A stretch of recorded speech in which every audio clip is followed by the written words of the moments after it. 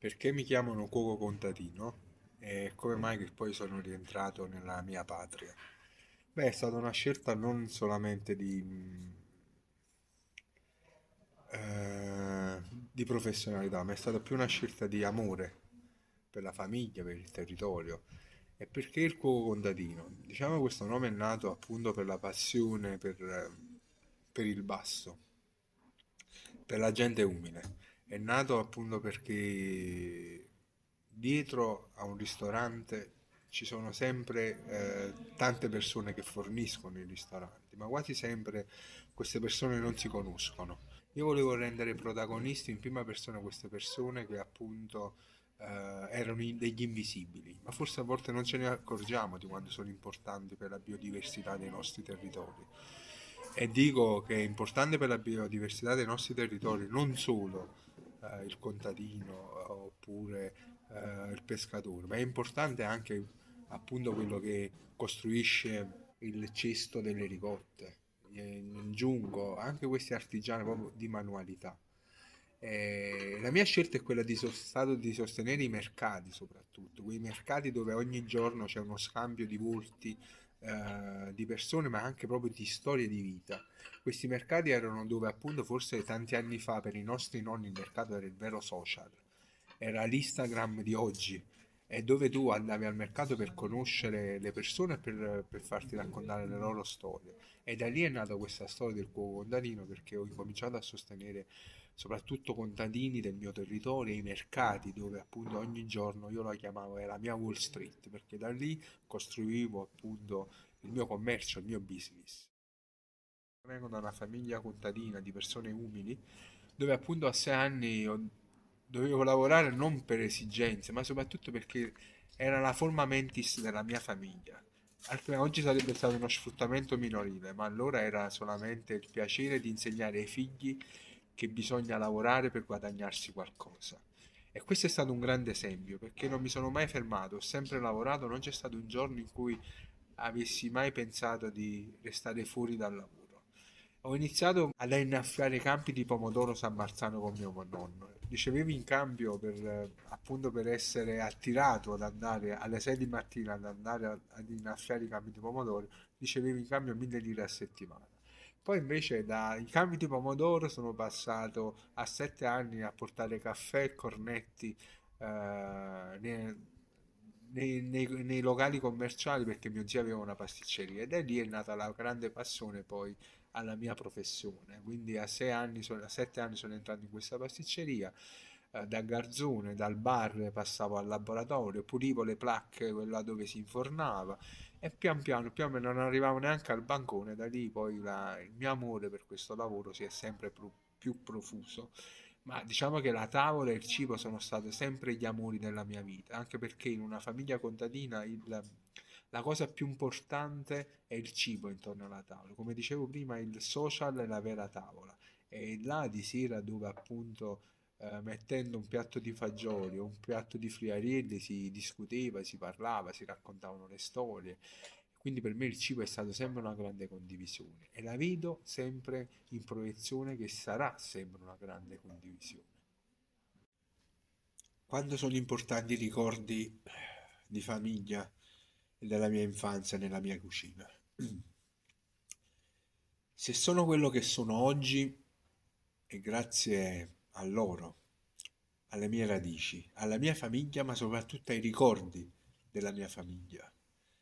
Ricordi forse indelebili, ricordi che non passeranno mai, ma una semplice forchetta con i denti allargati ha fatto una grande storia anche sui social, perché forse di quella forchetta tutti ne siamo partecipi, tutti l'abbiamo vista nei cassetti della nostra famiglia e tutti forse ci abbiamo anche mangiato, ma mai nessuno di noi forse a volte si è chiesto perché quella forchetta aveva i denti larghi, come mai? Perché quando il cibo scarseggiava e non ce n'era tantissimo e soprattutto bisognava correre per mangiare, i miei familiari, soprattutto mio padre, raccontava che il centro della tavola c'era un solo piatto grande, dove veniva messa la pasta o altro e tutti mangiavano dallo stesso piatto.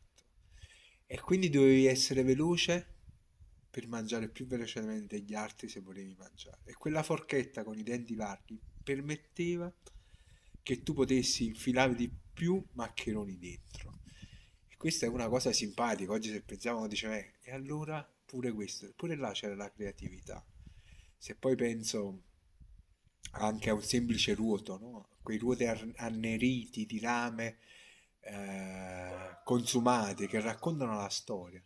E da lì racconto la storia di quando mia nonna, dopo aver fatto il pane, dentro a quel ruoto c'era patate, piselli e pollo, che si metteva in questo forno spento, insieme sempre ad una placca con della pasta di riporta avanzata del pane, condita con pomodori schiacciati a mano, origano, aglio a pezzi e se c'era qualche pezzo di alici sotto sale si metteva, veniva infornata dentro a questo forno per qualche oretta e dopodiché si sfornava tutto e si mangiava. Questo non sono solo ricordi di prodotti, ma sono profumi, perché quei profumi sono ancora indelebili che io ricerco ancora nelle pietanze quando io cucino. Il pollo non si mangiava con le forchette, si mangiava con le mani perché era così duro, ma non duro perché era duro perché aveva mangiato, ti diceva mia nonna, aveva pizzicato il grano a terra. Questi sono ricordi che fanno di me non solo un uomo, fanno di me una persona e che fanno sì che quel cuoco che oggi sono è grazie anche a quei ricordi, perché da lì riesco a distinguere anche il buono e il cattivo dei prodotti. Come dimenticarsi anche della gratta formaggi, no? Quando tu arrivavi alla fine del formaggio, diciamo alle bucce che oggi quasi sempre si gettano, e tu le dovevi grattugiare e quasi sempre i polpastrelli te li rimavi sempre. E poi quando eri arrivati alla fine, il giorno dopo si faceva pasta e patate e si metteva dentro.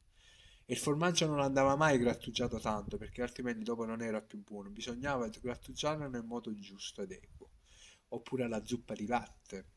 Oggi esistono briochine, esistono cioccolatini, esistono biscotti, allora esisteva il pane duro. Queste erano e sono le storie che io credo che meritano di essere raccontate ai nostri figli e a chi verrà a visitarci, perché raccontano la storia, le storie positive. Perché io credo che il sud, i napoletani, ma la gente soprattutto del sud, sono i grandi creativi, perché dal nulla creano sempre grandi emozioni. Quando penso a qualcosa di bello, di importante, penso alla famiglia, a quando sono stato bene, al piatto che legavo appunto a quel momento di gioia a quel piatto. Beh, se penso alla parmigiana di melanzane mi viene subito a pensare alla famiglia, a mia nonna, a quando si stava insieme a queste grandi tavolate. E diciamo che la parmigiana di melanzane poi è stato uno dei piatti che poi mi ha dato una grande visibilità non solo territoriale ma mondiale, dove ho portato appunto il mio territorio in giro per il mondo con una ricetta semplicissima, ma mettendoci, applicando solamente un po' le tecniche che avevo appunto assorbito in giro per il mondo. Credo che ormai la mia parmigiana a vapore è uno dei piatti più iconici che rappresenta me, ma soprattutto uno dei piatti più imitati anche nel mondo in questo momento. Io volevo fare il cuoco, mi piaceva, però volevo essere anche un grande professionista. Sapevo che se restavo in Campania, purtroppo non avevo allora grandi chance di essere un grande professionista. Ad allora io guardavo e leggevo di questo quartiere marchesi, di Alan Ducasse, chef molto molto importanti, che la mia ambizione era di entrare in quelle cucine e con la forza di volontà ci sono riuscito, prima ad entrare in quella di Marchesi e poi ad entrare in quella di Ducasse. Loro non mi hanno insegnato a cucinare, neanche mi hanno dato l'amore per il cibo. Mi hanno insegnato la tecnica e soprattutto mi hanno insegnato ad essere un grande professionista.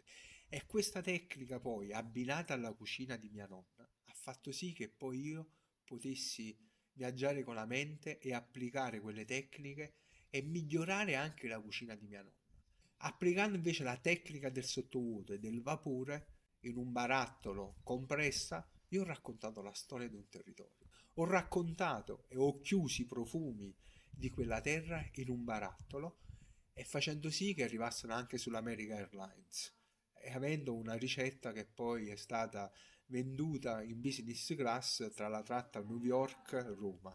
E quindi questa è stata per me qualcosa di importante perché avevo portato la mia terra in alto e poi da lì è nato il progetto Boccaccielli, dove appunto si lega sempre alla storia della mia famiglia, perché chi di noi che abita al sud non ha mai fatto passata di pomodoro, succo di albicocca, e io appunto volevo raccontare che la mia famiglia mi aveva insegnato quelle cose. E da lì ho iniziato a fare boccaccieli di gatto di patate, di zuppetta di fagioli, di ragù, di polpetta e li portavo e li porto in giro per il mondo dicendo questa è la mia terra, questa è la mia gente, questi sono i miei profumi. Come ho visto evolversi la dieta mediterranea. Quando si parla di dieta mediterranea, tutta la gente inizia a capire che bisogna mangiare olio, legumi, pasta. Credo che questa storia arriveremo nel 2050 che la nostra alimentazione quotidiana, soprattutto dei nostri nonni, è quella la vera tendenza da seguire. Ritorniamo ad essere anche un po' di più mangiapasta e mangiafoglie. E oggi sono qua appunto come ambasciatore della dieta mediterranea, ma anche come uomo, come cittadino della Campania, per far sì che questo avvenga. Perché penso e credo, dopo aver girato di nuovo il mondo, e ormai il mondo l'ho girato per tutto, che siamo in un luogo dove, quando entriamo in questo luogo, togliete gli orologi e iniziate a sognare.